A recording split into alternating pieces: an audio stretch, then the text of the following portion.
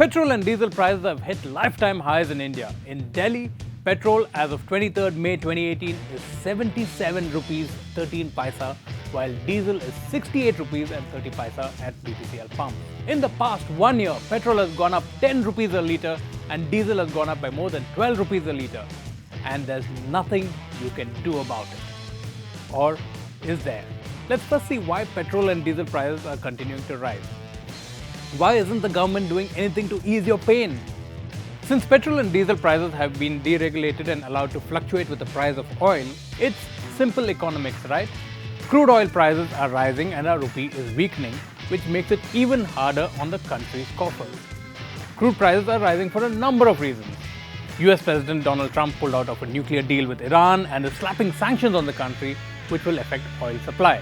Venezuela has a supply shortage because of aging infrastructure, and the oil cartel OPEC has been cutting supplies to shore up prices to help the Saudi Arabian economy. India is dependent on oil imports for petrol and diesel. Over 80% of crude oil is imported. Crude oil prices for the Indian basket have now touched $86.28 a barrel, from which petrol is made, and $91.31 for a barrel from which diesel is made. The Indian basket consists of oil mainly from Saudi Arabia, Iran, Iraq, UAE, and a bunch of other countries. But it's not just crude prices. In fact, crude prices are still not near the highs of 2012 and 2013 when it touched like $118 a barrel. Yet, our fuel prices are the highest ever. The real reason is excise duties and taxes. Since 2014, the central government has hiked excise duty on petrol and diesel 9 times and cut it just once in October last year.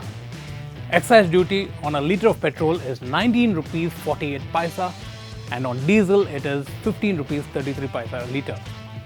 Remember, this government has been very lucky as crude prices fell sharply in the first 3 years of its tenure, but it didn't cut excise duties. Instead, it hiked it to keep retail prices stable and mop up the deficit. After all, consumers have been used to paying high prices.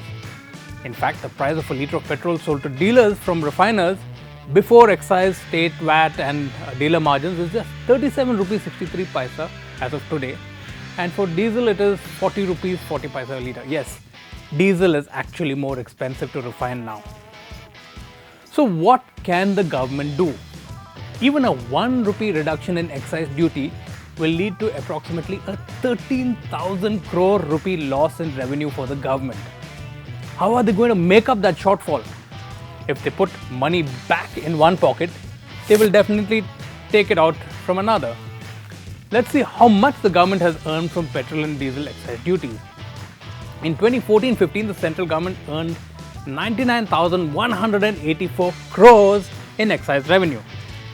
In 2016-17, the revenue it earned was 2,42,691 crores, more than doubling its earnings. Look at those numbers.